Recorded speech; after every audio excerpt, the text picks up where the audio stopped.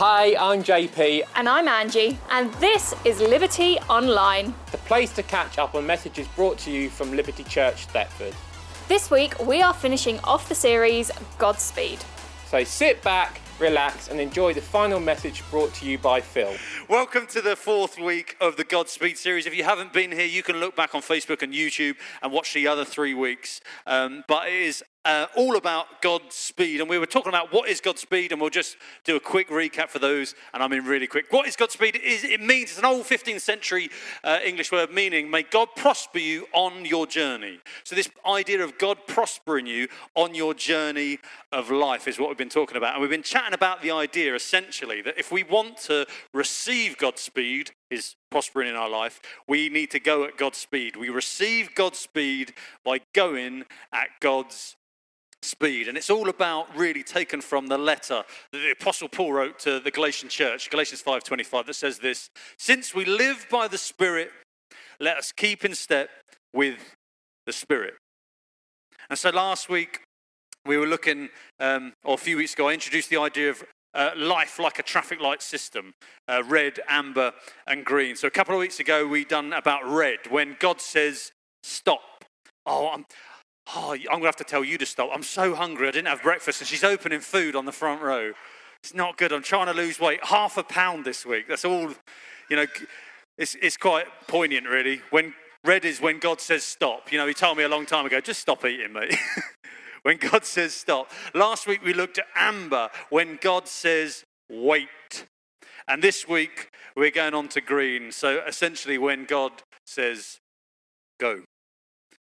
And so what does go mean in our world? What can it mean? What did it mean in the Bible when God used it so many, many times? It doesn't just mean go as in leave somewhere to go somewhere else, although it does often mean that, but it's better and bigger than that. It can mean to move nation. We've got folk here from all different nations of the world. It can mean go, move from that nation to this nation, just like Abraham. God told him, and I love this, he went, go to the land I will show you. Not even to a particular place. He just had the green light to go, but without anywhere to go. He just knew the direction of travel. So sometimes a go means moving nation.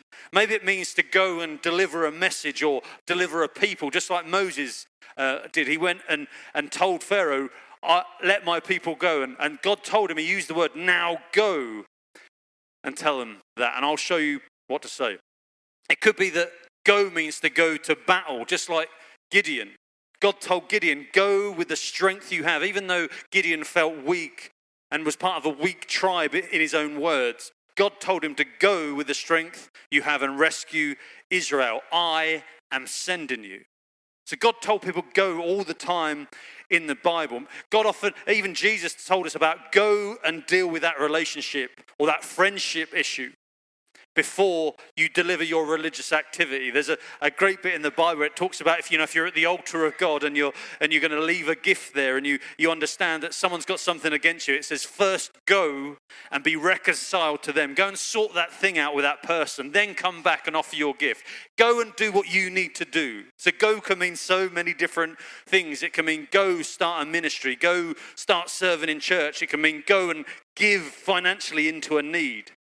It can mean go start a business, go do something new, start a career, go move house, move area, move job, move on. Maybe even go, move on from your past. Go, leave that thing behind.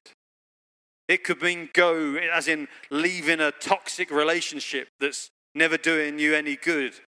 Or it could be the commands of Jesus to go into all the world and preach the gospel, or go and make disciples. There's loads of different ways that God tells us to go, loads of different ways where God gives us a green light and says, now is the time to go. I've stopped you in all these things, I've made you wait in these areas, but there's a time to go, and the time is now. I remember when me and Steph, we'd only been dating a little while, and I was at university in Bedford and she was in Leicester, and we ended up going to a church in Leicester it's probably about a month, and I just felt God just saying, go. As in, don't be here. I want you to go back to Thetford, right? Go back to, I'm living in somewhere else, somewhere bigger, somewhere was a bit more fun, and God was like, I want you to go back to Thetford, build the church in Thetford. I want you to build the church in your community. I want you to go, leave this place and go somewhere else to where I've called you. There was a time as a church where we used to have our own building full time in Kelvin Place. It seems a long time ago now. And we felt the call of God to say, leave this place, a bit like Abraham, to the land that I will show you. We don't know where that is yet. We're still using temporary buildings. But go to the land I will show you. And what I've learned across all my life and my experience with people who follow God and keep in step with his Spirit is this really simple rule. Don't say no when God says go. Don't say no when God says go. When God gives you the green light on something, is don't say no. There's a great story in Matthew 19. I'll read from the NLT version, from verse 16. It says this: someone came to Jesus with this question, "Teacher, what good deed must I do to have eternal life?" And Jesus said, why ask me about what is good? Jesus replied, there is only one who is good. But to answer your question, if you want to receive eternal life, keep the commandments. And Jesus knew how this was going to play out in the end. He was just teasing it out. And the guy said to him, which ones? The man asked. And Jesus replied, you must not murder, you must not commit adultery, don't steal, you must not testify falsely, lie, honor your mother and father, love your neighbor as yourself. And the dude was like, done all them, smashed him out the park, I've obeyed all of these commandments. The young man replied, what else must I do? Because I'm pretty perfect. There can't be anything else that I can do. What else must I do? And Jesus told him, you know, if you want to be perfect, if you want to do the thing that you haven't done, that I know that you're unwilling to do, if you want to be perfect, go and sell all your possessions and give the money to the poor, and you will have treasure in heaven. He says, then come and follow me. Check this out. He asked this dude to go and do something that most of us would feel was unreasonable before he could follow Jesus. He was like, go and do this thing that you really don't want to do before you come and follow me. And I don't think that's a commandment for all of us in the Bible. This is just a story that Jesus told to make a particular point. Because it says, but when the young man heard this, he went away sad. He's like, I ain't doing that. I can't do that. For he had many possessions. He was a rich dude. He had loads of stuff. He had more to lose, more to give away probably in his own mind. Then Jesus said to his disciples, I tell you the truth, it is very hard for a rich person to enter the kingdom of heaven. And there's lots of reasons we can go into that. We can't do that on a speed service today. But it's very difficult. And in this situation, Jesus told him, you even asked me, Jesus. I can imagine Jesus being like, you asked me what to do. I told you exactly what to do. And you went, no. I said go, and you said no. I think it shows us that often Jesus tells us to go, whatever that is in our world. When he does do that, when he tells us to go, it's often not what we want to do. I want you to think about that for a little while. When God gives us a green light in our world, it's often not what we want to do. It often goes against, in fact, how we feel. And on the contrary, because I want to bring balance to this, about not saying no when God says go. On the contrary, often when we want to go, whatever that looks like, whether that's move nation or start something, when we want to go, when it feels right, when it suits our agenda, when we desire it, when it's our plan, it's usually not the go Jesus wants us to respond to. And there's a famous song, I'm sure, it's a very, very spiritual song. Should I stay or should I go? It's very, very popular in the churches.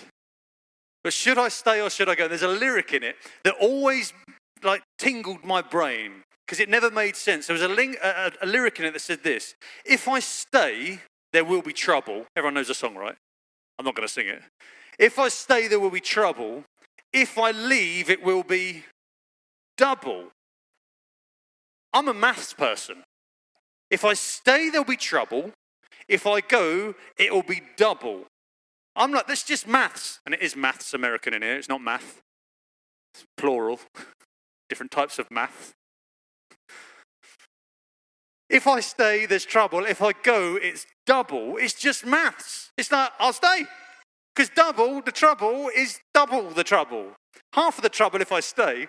And so in this song, I'm like, well, you've made up your mind. Stay. That's the way to do it. It's to stay. And so It always sort of tingled my brain. It's a no-brainer. Because if you go when you shouldn't, and it's the same in our life, when we go when we shouldn't, there's usually double the trouble. And so to bring balance to the conversation, I want to say, don't go when God says no. Don't go, don't lead out somewhere, don't take a step somewhere when God's going, no, that is not the direction for you. There's a story in the Bible, and when God said to somebody, go this way, he was giving him the green light to go in one direction. And this dude, Jonah, said, I don't want to go that way. I don't want to do that. In fact, I'm going to go. Not only did he say no, Jonah decided, I'm actually going to go in the other direction. I'm going to give myself the green light to go in another direction. Jonah 1:1-3 says this. The Lord gave this message to Jonah, son of Amittai, I want to say. It says, get up and go to the great city of Nineveh. Announce my judgment against it. Oh, what a great job you get from God. Announce my judgment against it, because I have seen how wicked its people are. See, this isn't something that Jonah wanted to do. It says, but Jonah got up and went in the opposite direction. He gave himself the green light to go in the opposite direction to get away from the Lord. He went in a different direction thinking he could get away from God, that somehow he would not have to do this responsibility that was his purpose that God had called him to do. He went down to the port of Joppa, where he found a ship leaving for Tarshish. And most of you, even if this is your first time in church, most of you would have heard the story of Jonah and what happened. We all know what happened next. It was a horrible ordeal. Just imagine it. And the thing is, it could have been avoided, all because he wanted to go in a direction that God had not planned for him. God was trying to give him a green light to go in a particular direction, and he decided to go in a completely different direction, trying to run away from God. And so for the things in your life, whatever you feel like the go is, whatever you feel like that green light of I want to start this, do this, move here, whatever it is, before you go in any regard, I want you to ask yourself this question, and it's really simple. Who told me to go? Who told me to go? Or old biblical writers might say, who is sending you? Who's sending you? Because it was often that God would say that I am sending you. Go with courage because I'm sending you, so everything's fine. It might be a tough road, but I am sending you. So when you feel led to go somewhere, ask, who told me to go? Who is sending me? Whatever that looks like in your world, whether that's moving country or stepping out in a new relationship, or if that's starting a new ministry, a job, whatever it is, the big goes in our world. Ask yourself, who told me to go? Because I think, and I've said it a couple of times already, but I think so often we give ourselves the green light. Just like Jonah. We give ourselves the green light. I want to do this, it feels right, or I'm running away from something else. So I give myself the green light and go in the wrong direction. And I think I've done this hundreds of times in my life, but we do this when we have an emotional response to the circumstance. Just like Jonah, you can imagine, like, he's got to go to a city that's renowned for being not very nice and say, you lot are all damned. I'm here to tell you you're all rubbish and wicked. I know, unless you're a real ripped dude and kung fu expert or something, I don't know, you'd probably think, I'm not too keen on doing that, God. Is that all right? Can I do the, walk around with Jesus, picking up baskets of bread job thing? But Jonah was probably fearful and terrified and didn't want to do that. And so was driven by emotion. That emotion was probably fear, I'd imagine, in this circumstance. He wasn't off chasing a dream in Tarshish or anything like that, which some of us can do. We can chase after something else, go in a direction that's not meant for us. He was avoiding something else. He was actually avoiding God's purpose for his life. I want you to think about that. He gave himself a green light to go in a different direction, to avoid the very thing that God was trying to call him to do. And we can do that so often, give ourselves the green light to run away from hurt, to run away from dealing with something, from dealing with conflict, or having to deal with truth. Or like I said, perhaps we go because of something we're chasing in our own life. And that could be chasing acceptance, or to be needed, or to gain position somewhere or with someone, or to get reward or praise. And I think it all's driven by pride. And I want you to think about this, that essentially, when we behave in that way, when we give ourselves the green light in them areas, this is the opposite of being led by the Spirit. This is the very opposite of what the apostle was talking about when he said, keep in step with the Spirit, being led by the Spirit. It's the opposite of being led by the Spirit. It's being led by the flesh. It's being led by the you part of you. It's all about what we want, meeting our needs. And you can usually tell this when you're about to go and set out on a thing. It's because I feel, if you were to articulate it to someone, I think, I feel, I would like, I need, rather than responding to his call, God commanding you to go, because it looks and feels very different. I think we should try and avoid giving ourselves the green light, because I think, like Jonah, we always go in the wrong direction. And I think Jonah was quite fortunate in this regard, because actually God wouldn't accept no as an answer. He's like, I'm going to sort you out anyway. But so often that's not the case. Also, I think with this whole going thing, when God tells us to go, or we tell ourselves to go, we can go on someone else's green light. I want you to think about that for your life, in your family, in your workplace, in your church life, your dreams for your life. We can go on someone else's green light, just like a tricky junction. Where there's a light to turn left, a light to go straight on, a light to go right. And sometimes they're all green. And sometimes one's red and two are green. Sometimes they're all red. Sometimes one green and two red. And sometimes, just sometimes in life, I wouldn't have ever done this, because obviously I'm too cautious a driver. But I know JP definitely has. Felix would have done it easily. But we can often go when the light is red, not on purpose to try and skip traffic, but simply because a light changes in our periphery. You can be sat at an all-red junction and you want to turn right, and the straight-on light comes green. And your brain goes, it's time to go. My daughter even does it. Daddy, green light, go time. And I have to explain to her, no, this is for the right-hand lane. That light is for us. The one that's pointing to the right. A bit of a giveaway, not rocket science, I say to her. She's 3. But we can do that. Or sometimes we can set off and then slam the brakes on and get confused. Anyone ever done that? It's just me. Just me. Okay, you liars. But we can do that. We can go on someone else's green light.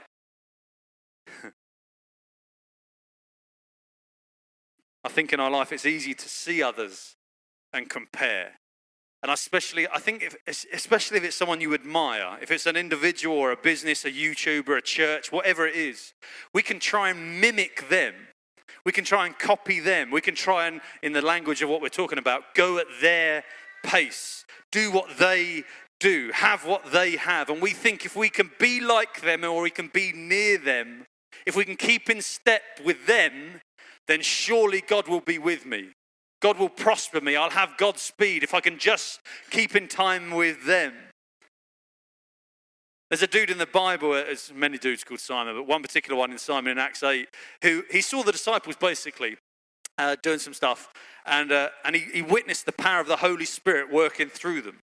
And this dude, we think back, but maybe you would have done the same if you're in the position. He actually offered Peter and John money to get the same power of God. He was trying to buy what they had. He wanted to be like them. He wanted to be in pace with them, in step with them. I want to be like you.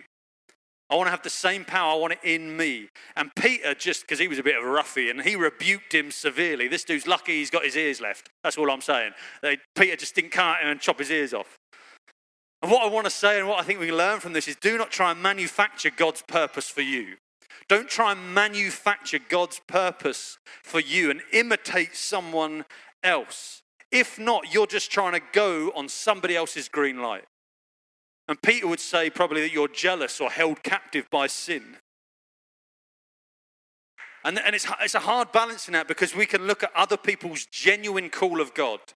Something God's told someone to go, God's purpose for them, and think we should do the same, join them, because we want to be with them or like them. But I want to say, God wants you to be you, where he's placed you in his time and for his purpose. So I want to say, don't go in response to somebody else's green light, whatever that looks like. And so my bottom line essentially is only go when God gives you the green light. Whatever that go is in your world, only go when God gives you the green light. That's being led by the Spirit. That's being in step with Him. And to finish up, I want you to think about it. Just like a traffic light. If you go when you shouldn't, if you go through a light that you shouldn't, what happens? You suffer loss, don't you? Nearly always. If you go through a red light, you'll suffer loss. You might be in a crash. You might lose, if you're lucky, just your no claims discount. But you might lose time of sorting it all out. You might lose money. You might lose your car. It might be a write-off. You might lose out in injury, suffer loss, but you might also lose a life. And in the same way, when we go, when God has not given us the green light, we will suffer loss. And maybe immeasurable loss. So with the major decisions in your life, with the big ones, with the big goes in your life, I want to say to you, only go when God gives you the green light. Only go when God gives you the green light. So, as we wrap up this series of Godspeed, of talking about the idea of God prospering us on our journey of life, we need to learn that we receive God's speed by going at God's speed. And we need to do that if we want to live out the words of Paul in Galatians of, since we live by the Spirit, of keeping step with the Spirit. And so as we finish this up, these 4-week series, I truly wish you Godspeed in the Old English language version. I truly wish you Godspeed. And I really hope you choose to go at Godspeed. Well, that rounds up the Godspeed series. If you enjoyed it, then why not leave us a comment or even share this video? Thank you for joining us online today, but if you can, why not check us out in person sometime? But we will be back here next week with a brand new message series. See you then. Bye!